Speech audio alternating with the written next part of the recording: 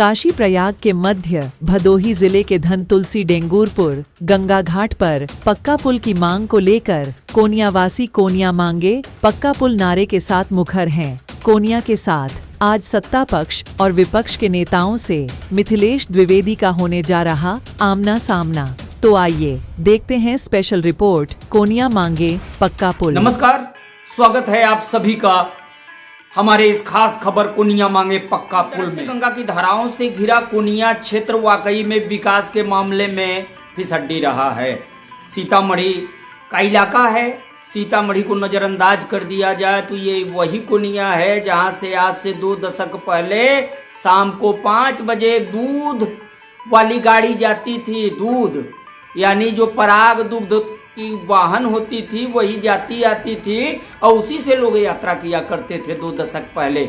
अब थोड़ा वाहनों का प्रचलन बढ़ा है इसलिए कि वहाँ सीतामढ़ी क्षेत्र है, लेकिन कोनिया का विकास तब होगा, यहाँ के लोगों को का मानना है, जब धनतुलसी डेंगूरपुर गंगा घाट पर पक्का पुल बन जाएगा।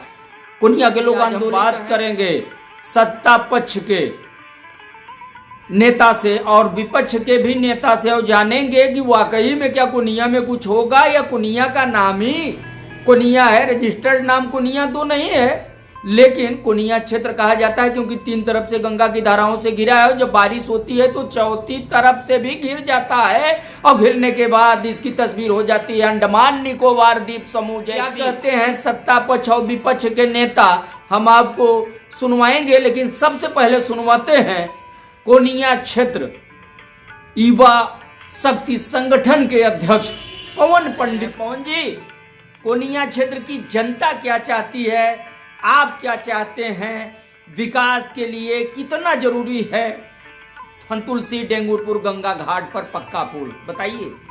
मिथिलेश जी, जैसा कि आप जानते हैं कि भदोही जनपद के सबसे आखिरी छोर पर बसा यह क्षेत्र जिसकी आबादी लगभग 5 लाख है, यहाँ लगभग 1.5-2 लाख मतदाता हैं। यह क्षेत्र 3 तरफ गंगा से घिरा हुआ है। जब बारिश के समय में गंगा का पानी उफान पे आता है तो हम लोग एक द्वीप में हो जाते हैं। यह क्षेत्र पिछले 40 वर्षों से एक पक्के पुल के लिए संघर्ष कर रहा है। लगातार संघर्ष बढ़ता जा रहा है। आज स्थिति ये है, आप बाहर निकल कर देख लीजिए, हर घर से पक्के पुल की आवाज़ निकल रही है। हर घर का एक नौजवान, युवा, बुजुर्ग, माताएं, बहनें, जिसकी ज़ुबान पे आप देखेंगे तो सबकी ज़ुबान पे पक्के पुल की होगा। न्यूज़ चैनल या अखबार के माध्यम से कि रामपुर घाट पे पक्के पुल की स्वीकृति मिल गई है। तो यहाँ के क्षेत्रवासी चाहते हैं कि जो भी जनप्रतिनिधि हैं एक बार सरकार के समक्ष अपनी बात रखें और सरकार को यहाँ की भौगोलिक स्थिति को समझाएं, बताएं कि अगर पक्के पुल की आवश्यकता सर्वप्रथम कहीं है तो कोनिया क्षेत्र को है। कोनिया क्षेत्र में एक ब्रिज बन जाने के बाद सरकार के पास बहुत सारा धन है, सरकार और भी जगहों पे पक्के पुल का निर्माण करवाए। क्षेत्र इस स्थिति पे आकर खड़ा हुआ है कि अगर 2024 लोकसभा चुनाव के पहले पक्के पुल का शिलान्यास नहीं होता तो लोग मतदान बहिष्कार जैसी बातें करना शुरू कर दिए हैं। तो अभी आपने सुना, ये थे कोनिया क्षेत्र निवासी और युवा शक्ति संगठन के अध्यक्ष पवन पंडित, जिन्होंने बेबाकी से अपनी बात रखी है।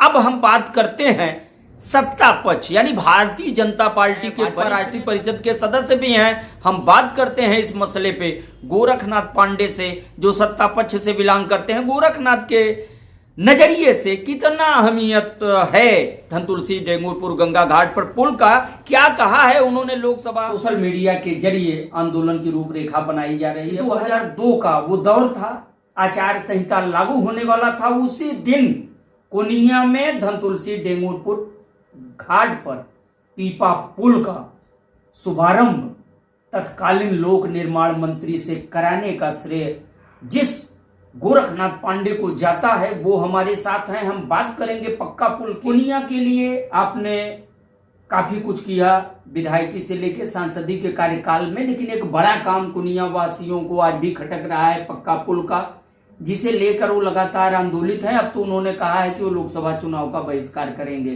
क्या कहेंगे इस मसले? मिथिलेश जी, ये मेरा कर्म क्षेत्र, जन्म क्षेत्र और अपने लोगों से जो अपनापन है वो राजनीतिक क्षेत्र से हटकर भी रहा है और रहेगा भी, क्योंकि हम यहाँ के रहने वाले हैं, हमारी मातृभूमि है।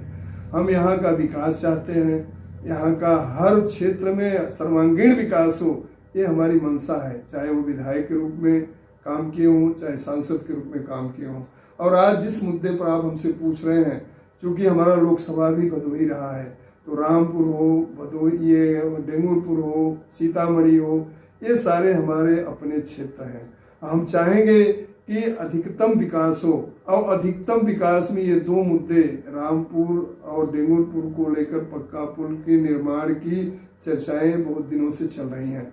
हमने खुद कई मिनिस्टरों से, कई केंद्रीय मंत्रियों से और यहाँ के मुख्यमंत्री, उप मुख्यमंत्री, वहाँ माननीय राजनाथ सिंह जी से, कई लोगों से फर्दन बात की, लिखित भी दिया, और मुझे भरोसा भी अब भी है, जबकि चर्चाएं हैं, काफ़ी कुछ उस पर काम आगे बढ़ चुका है। जहाँ तक मुझे भी जानकारी मिल रही है कि रामपुर की स्वीकृति भी लगभग हो चुकी है, लेकिन डेंगूरपुर को नकारा नहीं जा सकता।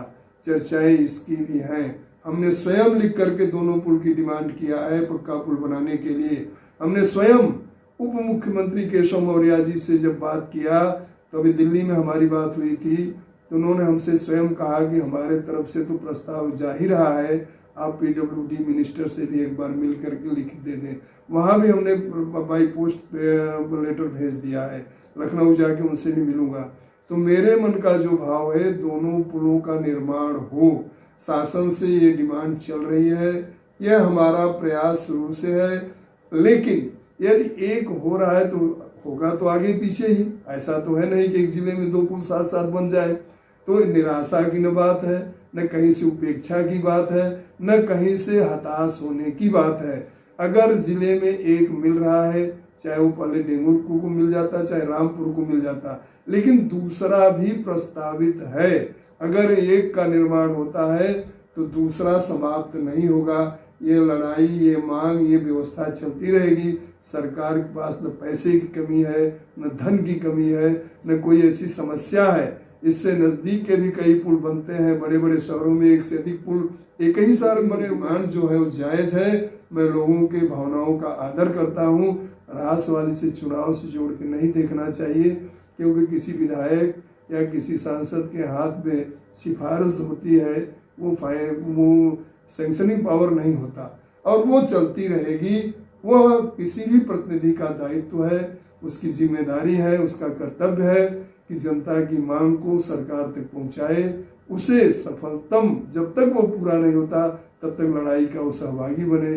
तो निश्चित रूप से आने वाले समय में ये पुल भी बनेगा। अभी ये आगे होगा, वो होगा, इस पर तो मैं नहीं बोल सकता, लेकिन मुझे भी सुनने में आ रहा है कि कहीं अगर रामपुर का पहले निर्माण हो रहा है तो ये समाप्त होने वाला नहीं है, क्योंकि यह लोकहित जनहित में ये भी। पूर्व केंद्रीय मंत्री पंडित श्याम धर मिश्र के पुत्र हैं।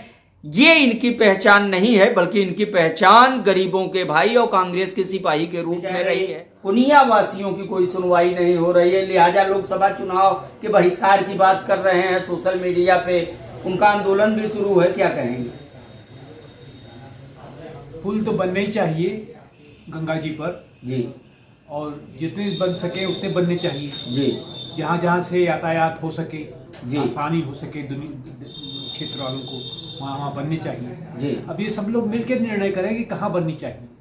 3 जगह जो डिमांड हो रही है शायद बनने के लिए इस समय, तीनों जगह में कौन सा सबसे अच्छा होगा बनाना, पहले बनना तीनों है जी। अब कितना टाइम किस पे लगेगा, कितना टाइम किस पे लगेगा, ये सोच करके सब लोग एक दूसरे से राय बात करके बनाएं। जो भी पावर में है वो दूसरे लोगों से भी पावर वो विचार लें। जो लोग पावर में नहीं हैं, जो मंत्री एमपी नहीं हैं, एमएलए नहीं हैं, उनसे भी विचार करें कि क्या सही है, क्या गलत है। ये बात रुक गई है, इसलिए नहीं हो पा रहा कोई काम सही। जबकि प्रधानमंत्री कहते हैं सबकी सरकार, सबका विचार, सबका विकास, सबका विश्वास और सबका, लेकिन ये बात हो नहीं पा रही। अगर ये हो जाता तो सारा मनमुटाव कम हो जाता। ऐसा मैंने भी देखा है जब मैं विदेश, ऐसा ही मैंने एक गांव को यहाँ पर बिजली लगवा दी, अपना पोलो लगा करके अपने पानी से कहीं कनेक्शन दे करके बिजली लगा दी, वो उनका भगवान हो गया। 1 महीने के अंदर ये कटवा दिया गया। किसी ने कहा भैया ये तो सरकार का काम है, आप नहीं पुल की जरूरत है, अगर पुल होता है तो रोजगार मिलेंगे और वहाँ का विकास होगा, ऐसा मैं कोनिया वालों के साथ हूँ। कोनिया वालों की जरूरत पूरी होनी चाहिए। कोनिया वाले जो विचार उन्होंने बना रखा है कि हाँ पुल बनना चाहिए, उससे बनने से ही पुल से ही फायदा नहीं होगा उनको। पुल बनने से कितने हजारों लोगों को रोजगार मिलेगा, काम मिलेगा। अगर कई पुल बनेंगे तो कितने लोग उसमें नौकरी पाएंगे, काम करेंगे। तो इंफ्रास्ट्रक्चर जब बनता है तो लोगों को काम भी मिलते हैं, उसमें जॉब भी मिलते हैं। पुल तो आने किसी एक पार्टी को जाने के उनकी बात नहीं सुनी जा रही है। ये समस्या आज की तो है नहीं, समस्या कई सालों से चल रही है जी। और यातायात के साधन चाहिए ही जी। गंगा पर तो कितने बड़े बड़े पुल बनवाए, शैलेंद्र मिश्रा ने कोई सोच की कमी है। केवल उनको सोचने की बात है, उनके दिमाग में कोई डाल दे ये जरूरी है तो शायद सोच ले। ये लोग सोच सकते हैं, कुनिया के लोग अपना जो बात कह रहे हैं बहिष्कार करके कि तो उनको शायद जाग जाए, जागरूक हो जाए। और जागरूकता की बात आती है तो आपका एक नारा है जागते रहोगा। मेरा जागरूकता चल ही रहा है, जागरूकता का नारा जागते रहो। तो क्या लगता है भदोही के लोग जाग गए हैं? अरे तो बहुत पहले से जाग गए हैं, लेकिन बहुत कई बार जरूरत से ज्यादा जाग जाते हैं, कई बार जरूरत से कम जागते हैं। जी जी। अभी तो विकास के बारे में तो जागने चाहिए। कुनिया वालों की क्या स्थिति है? या आपका मानना है कुनिया वाले जाग चुके हैं अपने विकास? बिल्कुल जाग, तभी तो कह रहे हैं कि हम नहीं पार्टिसिपेट करेंगे इलेक्शन में। जी जी। जागे हुए तभी तो ना इतना इस आंदोलन में आप किस तरह से कुनिया वासियों के साथ में रहेंगे, क्या सहयोग देंगे? मैं उनके साथ रहूंगा, उनके साथ अपना झंडा उठाऊंगा, उनकी बात कहूंगा, सरकार तक पहुंचाऊंगा कि इनका बनना चाहिए, पहले बनना चाहिए। तो ये थे पंडित विनोद श्यामधर, जिन्होंने साफ तौर से कहा है, साफ शब्दों में कहा है कि अगर कोनिया पक्का पुल मांग करता है, कोनिया की मांग रही है, उन्होंने अपने अधिकारों का प्रयोग किया है कि ये उनके साथ हैं, 100% हैं। उनका झंडा उठाकर नेतृत्व करने के लिए और सरकार तक को जगाने के लिए वो कोनिया वासियों के साथ कंधे से कंधा मिलाते हुए खड़े। कोनिया मांगे पक्का पुल पर हमारी ये मुहिम आगे भी जारी रहेगी। जनप्रतिनिधियों से लेकर शासन सत्ता और अधिकारियों तक हम उठाते रहेंगे सवाल। तब तक के लिए दीजिए इजाजत, नमस्कार।